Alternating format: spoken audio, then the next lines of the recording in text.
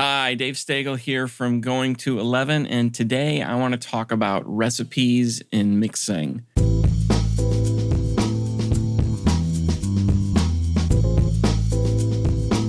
Something I see with a lot of engineers, especially younger engineers and newer engineers, is this kind of dependence on some kind of a recipe for mixing. There's almost a preoccupation with having a specific signal chain for a specific type of input. And in some ways, that's not necessarily a bad thing. I mean, a lot of us, the way we've learned is we look at what are other guys doing and then we take that and try it for ourselves. But the problem is there's no really one-size-fits-all recipe.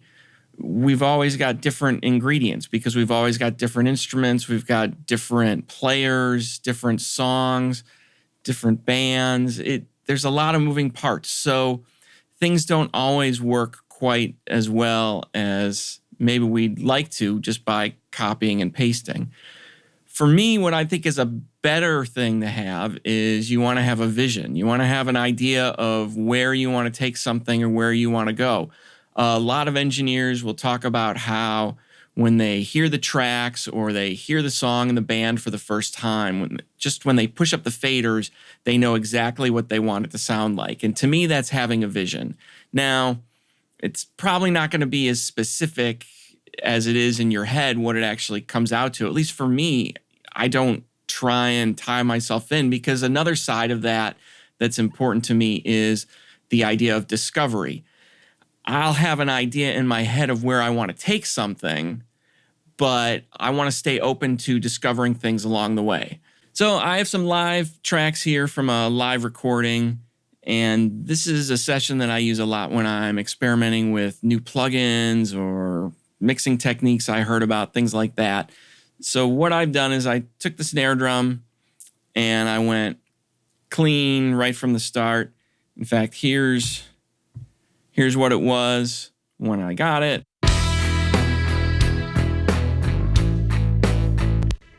And here's where I got it to.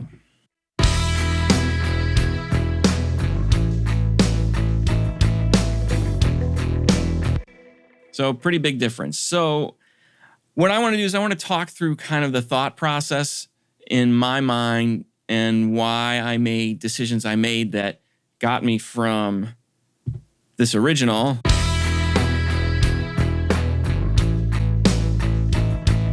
to the final one. So let's mute a lot of this stuff. All right. First up to me, just listening to this drum.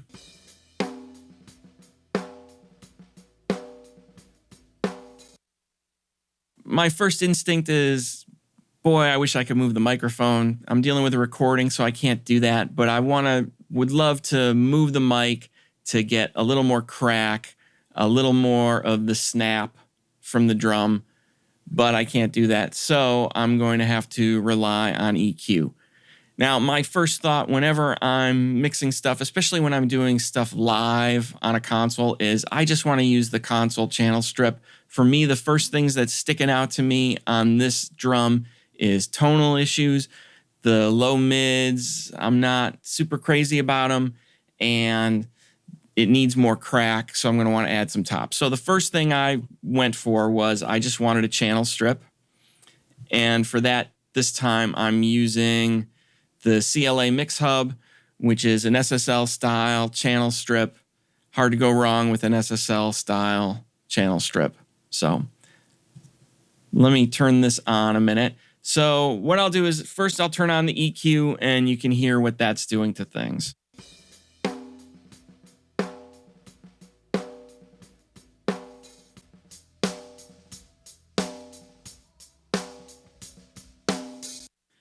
So I'm getting more crack that I wanted. I'm losing some of the low mids that were bugging me. I'm giving it a little bit of a boost down. I don't know where that is. 167 it says. I don't look at the numbers. I just turn it until I like what I hear normally, which is part of why I like using a channel strip like this, because it's not, you can't see exactly what you're doing. You just have to listen. So this is getting me some of that I want to add a little compression to it now, though, because I want to kind of tighten it up and start making it a little punchier. There's also a lot of hi-hat bleed that I was hearing in it, and I want to kind of tame that down a bit. So I'm going to do that with the dynamics section.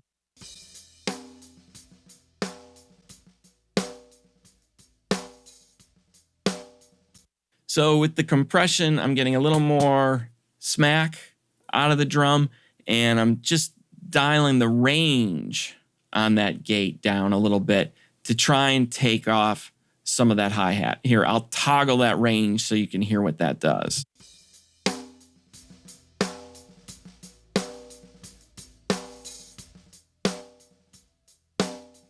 Now, in this case, that gate is also nixing some ghost notes a little bit that are in there, kind of subtle. I don't think those are real important, though, in the context of this song, so it didn't bother me too much on that. To me, the bigger issue was that hi-hat in there, because there's sections of this song where he goes to a much more open hi-hat, and it can get kind of abrasive and a little too aggressive in those places. And what I want is I want that snare in this mic and not necessarily the hat. So I'm going to sacrifice some of the ghost notes for less hat. Now, this is getting better here, and let me toggle the whole plugin. Here's the original.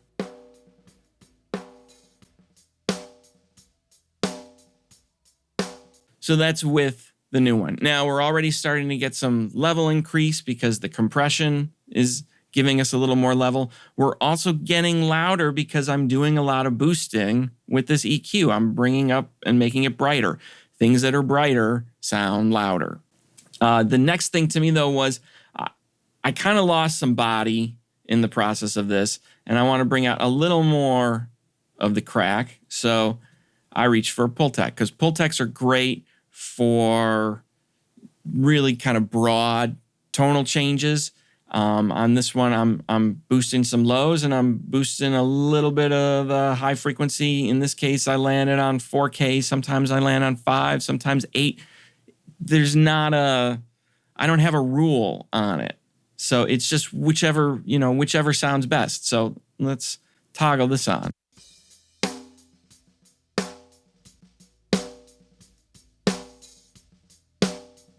So I really like what this low boost does on this, which is why I grab this.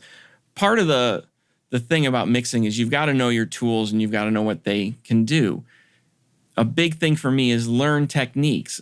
What do I need to do next to take it to where I want that sound to go? And in this case, I want that snare drum to be a lot punchier, a lot bigger than the original one. The original one doesn't have enough snap on it, doesn't have enough crack. It's just kind of a small drum. So what I'm trying to do is I'm trying to make it bigger through the process of adding things.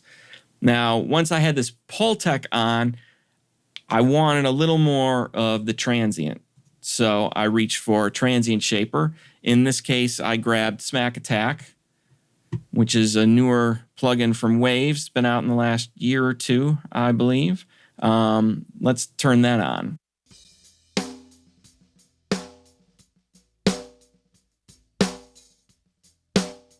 Now, this particular process is giving me more level, and this leads into the discovery side of going through this.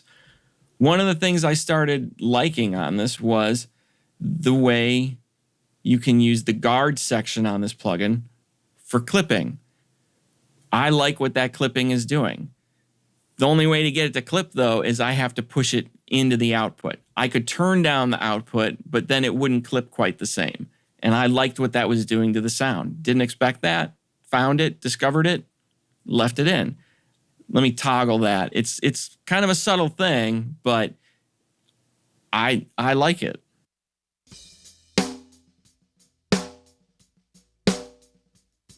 So that's off.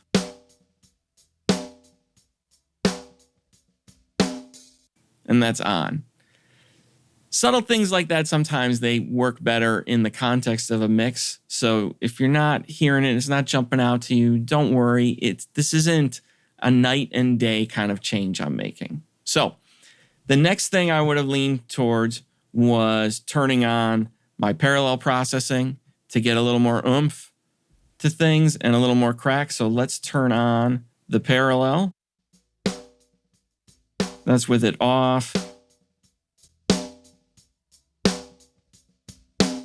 And that's with it on. Now, the other thing I would have started shifting to at this point is I would have started working on it in the context of the mix. I have more processing I did on it, but most of that kind of processing, I don't reach for that until I actually start hearing it in the mix. Because right now, where that snare drum is on its own, feels a lot better to me than it did when it was this guy. There's our original. So let's turn that stuff back on. And let's put it up in the mix so we can hear the whole thing.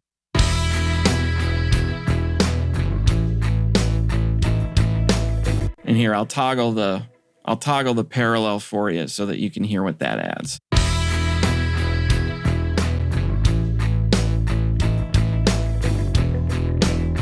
So that's giving me more level too, but it not just on the snare drum, it's also going to affect the kick drum. It's affecting the toms, everything. So at this point, I still wanted a little more body now with it in the mix and going with the guitars, and I wanted a little more crack. So I reached for this Sheps because the high band on the Shep 73, which is based on a Neve 1073, there is just something I really like about the high band and even the low band on this particular EQ. On a snare drum, I always go for 220. Sometimes 110 is good too, but usually 220 is the one I like. Let's see what that adds.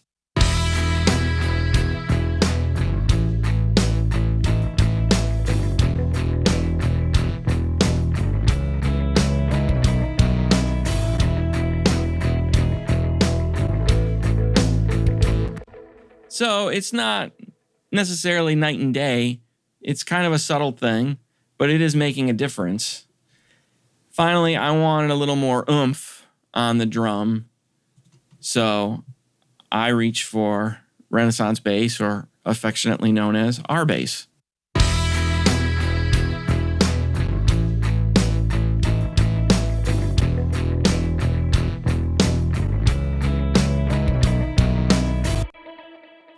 Last but not least, this to me is too dry right now on its own, so I want to add a little bit of reverb on the snare. I don't always do this live. In fact, most of the time I don't use a separate reverb for the snare drum.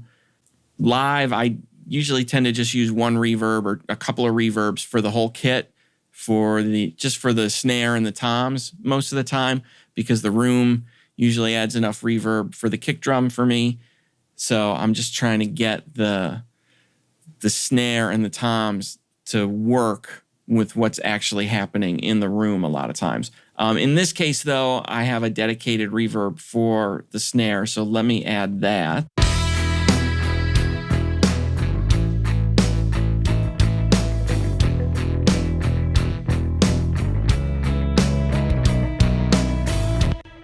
And my kind of philosophy with reverbs most of the time is I want them to be felt more than heard. So these aren't going to be way over the top. They're a little loud to me right now. Some of this is I'm adding them in the context too of normally I would have room mics going on because this is a live recording. When I add the vocal in and with all of that, a lot of these effects would blend even more than they do kind of right now. So last set of effects is just my overall reverb that I put on the whole kit. In this case, I do have some of it on the kick drum, but in a live setting, I don't usually do that. So here's, let's turn it off.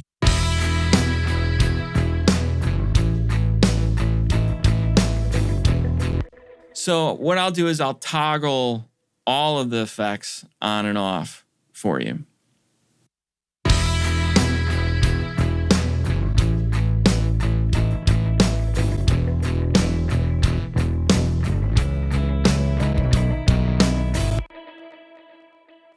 Last thing I want to add in there is I'm just going to put that bottom snare mic in because that's going to give me a little more of the snare rattles. It's not going to change it drastically, but it's just going to add a little bit. So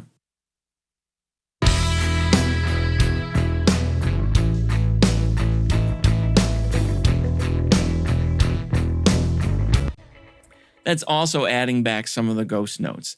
It's not crazy loud and adding a lot, but one of the things maybe you've noticed from this is most of the processing that's in here past a certain point, it's just subtle things. And I'll just toggle back to the original so now that you can hear the difference. Here's the original.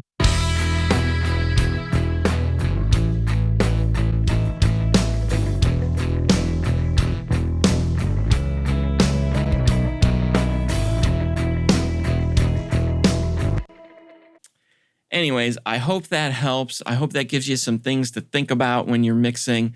Don't necessarily think about, I want to use this particular signal chain. Think about, what does it sound like when I'm starting, and where do I want to take it to? And what are the tools that I have in my arsenal to get there? So if you want to find out more about me and some of the things I do, you can visit my website at goingto11.com, which is where I focus on helping churches improve their sound through on-site training, and there are articles that I write up there that might be a benefit to you.